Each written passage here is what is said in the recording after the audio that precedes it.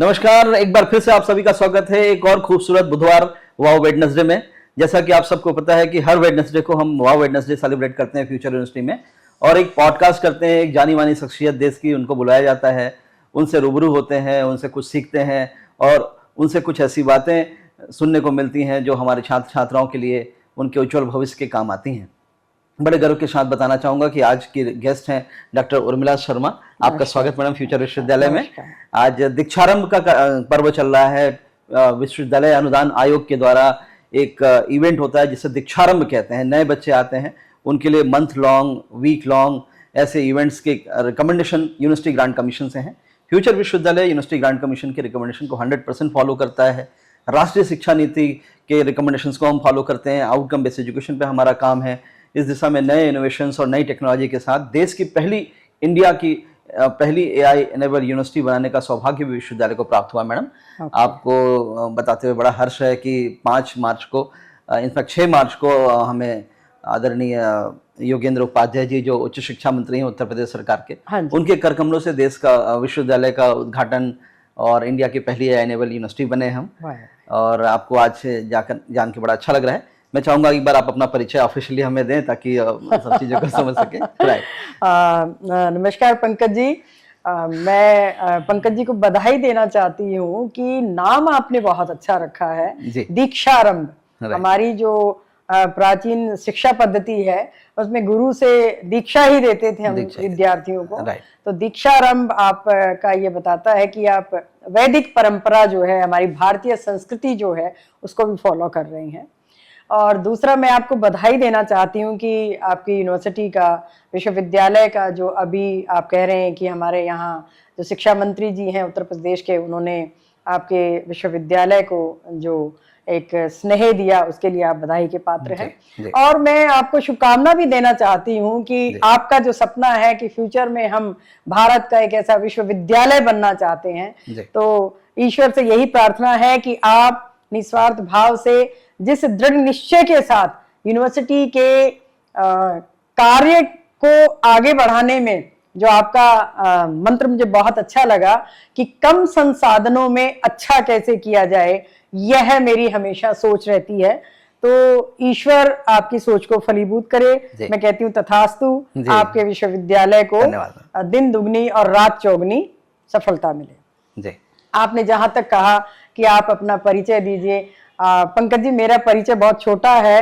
आज के वर्तमान समय में तो मैं एक विद्यार्थी के रूप में भी आपके सामने अपने आप को पेश करती हूँ कि मैं गुरुकुल कांगड़ी विश्वविद्यालय से डीलिट कर रही हूँ और मेरा सबमिशन फेज अभी रिसेंटली मैं करने वाली हूँ।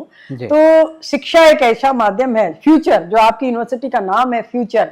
तो देखिए, हमारी जो विद्या है, हमारी जो शिक्षा है, उसका भविष्य आप इसी से देख सकते हैं कि हमारे यहाँ ज्ञान की पिपासा कितनी बनी रहती है कि इस उम्र में भी व्यक्ति ये सोचता है कि मैं कुछ और ज्ञान अर्जित करूं और मेरे जो आने वाली पीढ़ी है, उन पीढ़ियों के लिए मैं कुछ ऐसा भारतीय परंपरा और हमारी जो वैदिक शिक्षा नीति के जो एम्स एंड ऑब्जेक्टिव थे, उनको मैं आगे तक कैसे पहुंचाऊं। तो मैं एक एकेडमिशियन होने के नाते यह कहूंगी कि हमारी जो भारत सरकार है उसे भी मैं बधाई देना चाहती हूं कि उन्होंने किस तरह से हमारी जो नई शिक्षा नीति है उसमें IKS, इंडियन नॉलेज सिस्टम को इंट्रोड्यूस करके, और मैं ये कहूंगी कि हमारी भारतीय संस्कृति की जो खूबी है उसको आधुनिक शिक्षा व्यवस्था के साथ मिलाकर कैसे हमारे बच्चों को एक ऐसा फ्यूचर कहना चाहिए कि विद्यार्थी तैयार कर रहे हैं जो हमारी भारतीय संस्कृति और भारतीय परंपरा में 4 चांद लगाकर विदेशों तक इस परंपरा की ख्याति को प्रवाहित करते रहेंगे। और इसके साथ ही मैं सामाजिक चिंतक के रूप में महिला सशक्तिकरण, जो जागो महिला जागो एक अभियान है, उसकी मैं एम्बेसडर हूं। और हमेशा मेरा यह प्रयास रहता है कि भारतीय महिलाएं देश में परचम लहराएं, इसके साथ साथ विश्व में भी भारत देश का नाम करें और वो विश्व स्तर भी परचम लहराएं। और भारतीय मूल की महिलाएं लहरा रही हैं परचम, आप देख रहे हैं, कहीं राजनीति के क्षेत्र में है, कहीं वो अपनी एमएनसीज के क्षेत्र में है, कहीं इंजीनियर है, कहीं नासा है, साइंस के क्षेत्र में है। तो मेरी जो बहनें हैं, जो महिलाएं हैं, उनको भी मैं यह फ्यूचर बेस्ट विशेष देना चाहती हूँ कि वो भी जो अपना सशक्तिकरण का परचम है वो विश्व में लहराती रहे। यत्र नारस्तु पूज्यन्ते रमन्ते तत्र देवता जी, जो हम लोगों ने पढ़ा है शास्त्रों में कि अगर जहाँ महिलाओं की इज्जत होती है, जहाँ महिलाओं को सम्मान होता है, वहाँ देवताओं का वास होता है, इसका मतलब हुआ। तो उसके बाद भी अगर राष्ट्रीय शिक्षा नीति के आने के बाद भी अगर देख लें, या ओवरऑल जो पर्सपेक्टिव है इंडिया में एजुकेशन का, आपकी यात्रा में पढ़ रहा था, आपने बताया कि आपने बनस्थली से पढ़ाई की और दिल्ली विश्वविद्यालय में भी आपने पढ़ाई की, और अभी भी आप लगातार डीलीएड की पढ़ाई कर रहे हैं। जी, जेएनयू से आप पढ़ाई की आपने, इतनी शानदार यात्रा आपने पढ़ाई की करी। बावजूद इसके समाज का एक बहुत बड़ा वर्ग है जिसे आपको भी एक अभियान के रूप में चलाना चाह रहा है, जागो महिला जागो, और इस प्रकार से अपने हक के प्रति उनको जागरूक करने का प्रयास कर रही हैं। मेरा एक प्रश्न है आपसे कि क्या ऐसा कारण है और उसका क्या निवारण हो सकता है कि आज भी अगर आप देखें उच्च शिक्षा में 28.4 is the GER of the India. 28.4 GER का मतलब हुआ कि 100 बच्चा अगर 12वीं पास हो रहा है, केवल 28 बच्चा ही हायर एजुकेशन तक पहुंच पा रहा है, और उस 28 में भी फीमेल की संख्या भी बहुत कम है। तो किस प्रकार से समाज को के इस पक्ष को देखती हैं, किस प्रकार से आपका सुझाव होगा कि महिलाओं को, लड़कियों को अच्छी शिक्षा के लिए आगे आना चाहिए और प्रयास करना चाहिए? हालांकि हम भी प्रयास कर रहे हैं, हमने भी बहुत सारे स्कीम्स, स्कॉलरशिप लगाए, गर्ल्स एजुकेशन को हम प्रमोट करते हैं। भारत सरकार भी प्रयास कर रही है, बेटी बचाओ बेटी पढ़ाओ तमाम योजनाएं चल रही हैं, लेकिन उसके बाद भी ये फलीभूत नहीं हो पा रहा है। क्या उसका कारण है, क्या आप कहते हैं? पंकज जी, मैं ये कहूंगी कि मेरी जो शख्सियत है वह इस प्रकार की है कि पानी में गिलास आधा भरा हुआ है तो हमेशा मैं ये कहूंगी कि यह गिलास आधा भरा हुआ है। जी जी। तो मैं जो आपने कहा, मैं आपकी बात से सहमत हूँ कि जो जितना होना चाहिए था उतना नहीं हो पा रहा है। लेकिन मैं उस दृष्टिकोण को देख रही हूँ कि जितना था उससे अधिक हो रहा है, अच्छा कर रहे हैं। हाँ जी। तो जहां तक बेटियों का प्रश्न है, क्योंकि मैं स्वयं भी बहुत छोटे से गांव से निकली हूँ और मैं जो ग्रास रूट लेवल पर काम कर रही हूँ, आप यह जानकर अति प्रसन्न होंगे कि किस प्रकार से जो ग्रामीण परिवेश में अनपढ़ माताएं हैं वो अपनी बेटियों को पढ़ा रही हैं। और न केवल पढ़ा रही हैं, वो कह रही है, पहले तो ये कहा जाता था कि बेटी कितना पढ़ी लिखी है, अब वो इस पर आ गई हैं कि बेटी क्या काम कर रही है। यानी कि वो पढ़ाई से नेक्स्ट लेडर पर पहुंच गई हैं कि हमारी बेटी वर्क करे। थर्ड, उनकी मानसिकता देखिए कि बेटी का ब्याह तभी करेंगे जब ये अपने पैरों पर खड़ी हो जाएगी। ये बहुत बड़ा बदलाव है। ये जो शिक्षा का बदलाव है, इसमें अगर हम इस स्तर से देखते हैं, रेशो चाहे कम है अभी क्योंकि समय लगेगा, एक टाइम प्रोसेस प्रक्रिया है ये, लेकिन अगर हम एज अ होल देखते हैं तो हमारे ग्रामीण क्षेत्र की महिलाएं बहुत आगे बढ़ रही हैं। और वो पढ़ाई बीच में न छोड़कर, मैं अभी एक यात्रा कर रही थी तो आप सोच नहीं सकते हैं, 4 घंटे रोज सुबह चलकर आती, बस में 4 घंटे जाती, और वो बच्ची पीएचडी करने ग्रामीण इलाके से और एक डिस्ट्रिक्ट में आती। तो कहने का मतलब ये है, और शादीशुदा।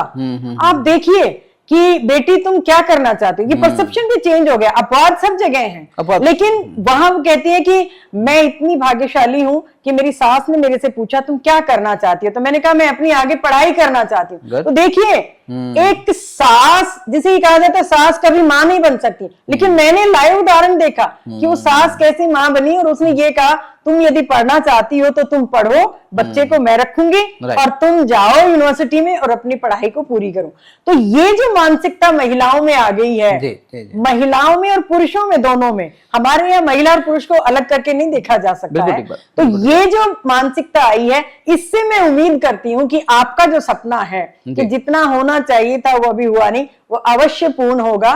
और समय बहुत नजदीक है कि अब आप देखेंगे कि महिलाएं खुद पढ़कर अपने पैरों पर खड़े होकर फिर वो अपना सेटलमेंट करता है। जी बिल्कुल सही कहा आपने। आप और हम सनातन धर्म को मानने वाले लोगों में से हैं, जहां आज भी राधे कृष्ण कहा जाता है, बिल्कुल। सीता राम कहा जाता है, लक्ष्मी नारायण कहा जाता है, नारायण लक्ष्मी नहीं कहा जाता है ना, राम सीता नहीं कहा जाता, सीता राम कहा जाता है। यानी महिलाओं को पहले सम्मान देने की हमारी प्रथा तो थी, लेकिन बीच में विकृतियां आई, समाज पुरुष प्रधान अपने आप को समझने लगा और कहीं ना कहीं एक जिम्मेदारी बनी कि पुरुष जो है परिवार चलाएगा, महिलाएं घर पे रहेंगी। लेकिन ऐसा कुछ भी नहीं है। आज भी अगर हमें अच्छा खाना खाना होता है तो होटल जाते हैं और होटल में अच्छा खाना हमें कई बार पुरुष ही बना के देता है, तो कोई ऐसी जिम्मेदारी नहीं कि पुरुष ही भोजन बनाएंगे।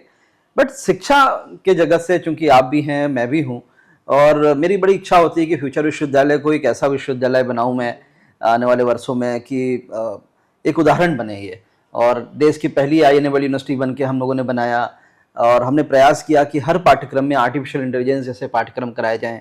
आज आप सुबह आप जब आई यहाँ पे एक रिकॉर्डिंग लगी हुई थी, हाँ जी। ड्रोन की वर्कशॉप हम करा रहे हैं। अभी जो नया बच्चा कल आया 12वीं पास करके, उसे हम ड्रोन की ट्रेनिंग करा रहे हैं। क्या बात है। That too on the third day of their visit to the campus, right?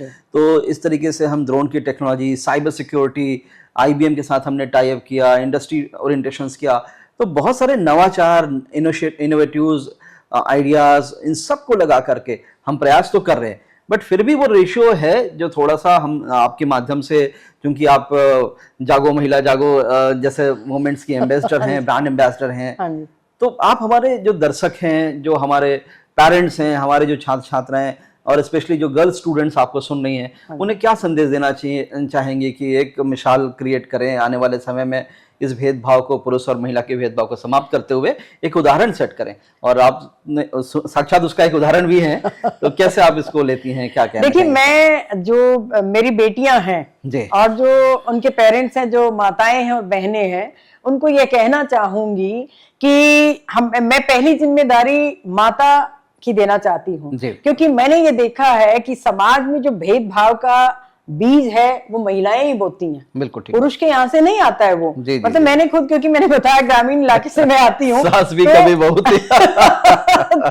मैं ये कहूंगी, मेरा संदेश है उनसे कि जब आप बच्ची की परवरिश करती हैं, वहीं से जो आपकी लैंगिक असमानता है उसको समाप्त करना शुरू करें। उनके लालन पालन में, उनके पोषण में, उनकी शिक्षा में, उनके अधिकार में और उनके कर्तव्य में।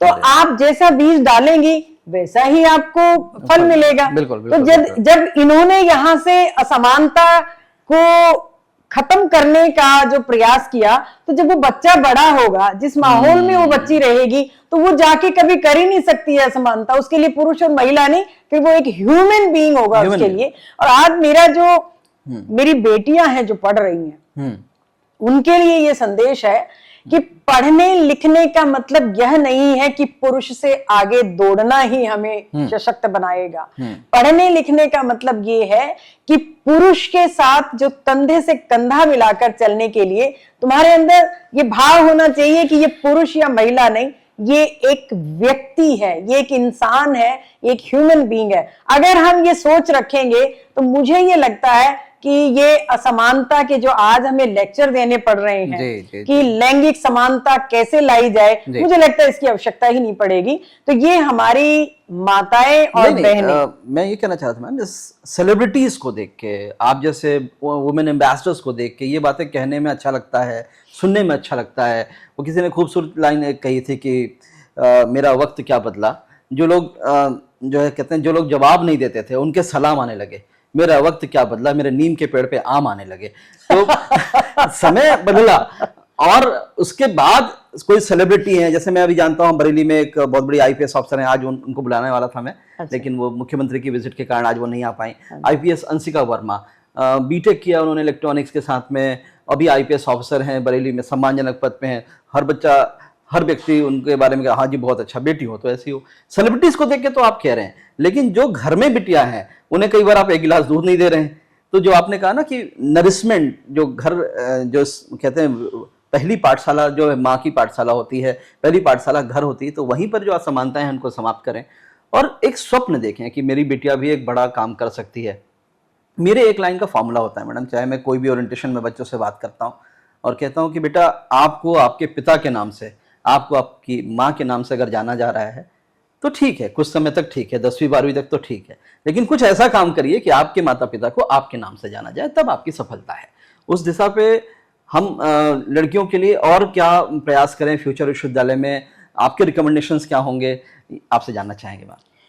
प्रयास यही है कि हमारे यहाँ जो बेटियां हैं, लैंगिक समानता की जो हम बात करते हैं, हम एक ऐसा एनवायरनमेंट क्रिएट करें कि उनके थॉट प्रोसेस में ये कभी ना आए कि ये मेल और फीमेल के लिए ये सब है। उनको ये लगना चाहिए कि ये स्टूडेंट्स के लिए है, हमारे लिए स्टूडेंट होना चाहिए वो, ना कि मेल फीमेल, बॉय और गर्ल नहीं होना चाहिए। तो उनको जब हम इस तरह का माहौल देंगे, दूसरा क्या है, हमारी बेटियों को यदि सेफ्टी और अगर हम सिक्योरिटी देती हैं तो वो हमारे बच्चों का माइंडसेट ऐसा बनाए हम अपने यहाँ पर कि उनको ये सोचने की ही आवश्यकता नहीं पड़े कि सेफ्टी और सिक्योरिटी के विषय पर भी हमें कोई लेक्चर करवाना चाहिए या इस विषय को भी हाईलाइट करना चाहिए। यानी कि वहां पर हमने बच्चों का जो माइंडसेट है वो ऐसा बनाना है कि तुम बॉय और गर्ल नहीं हो, तुम स्टूडेंट हो और तुम सोसाइटी का हिस्सा हो, और तुम ही फ्यूचर जो है, फ्यूचर यूनिवर्सिटी नाम भी फ्यूचर यूनिवर्सिटी है, और जो हमारे स्टूडेंट्स है वो देश का फ्यूचर है। कि तुम जैसा माइंडसेट रखोगे वैसी ही सोसाइटी डेवलप होगी। Very right, very right. Navratri आने वाले हैं, 9 दिन दुर्गा के 9 स्वरूपों का पूजन किया जाएगा। उसके बाद भी भारत में जेंडर सेंसिटाइजेशन की बातें की जा रही हैं, और इस प्रकार के वुमेन्स एजुकेशन, बेटी बढ़ाओ बेटी पढ़ाओ की बातें पढ़ाई के बारे में बातें की जा रही है। कहीं ना कहीं गैप है, उस गैप को पूर्ण करने के लिए हम भी प्रयासरत हैं, और हमारा प्रयास होता है कि अलग अलग सेलिब्रिटीज़ के साथ आपको परिचय कराएं, आपको मिलवाएं और उनके विचार से आपको अवगत कराएं।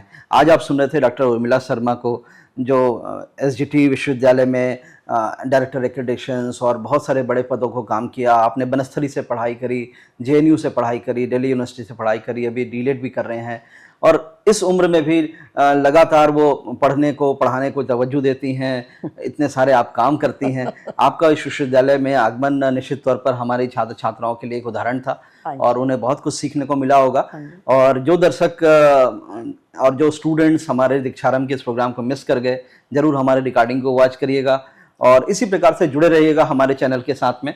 हमारे चैनल को जरूर लाइक कीजिएगा, कमेंट कीजिएगा, और कमेंट करके बताइएगा कि ये लेक्चर आपको कैसा लगा। अगली बार आप किस विषय पर हमें बात करना चाहते हैं, जरूर बताइएगा। इन्हीं शब्दों के साथ बहुत बहुत धन्यवाद। आप सबका दिन शुभ हो। बहुत शुभकामनाएं फ्यूचर विश्वविद्यालय की तरफ से। धन्यवाद। धन्यवाद।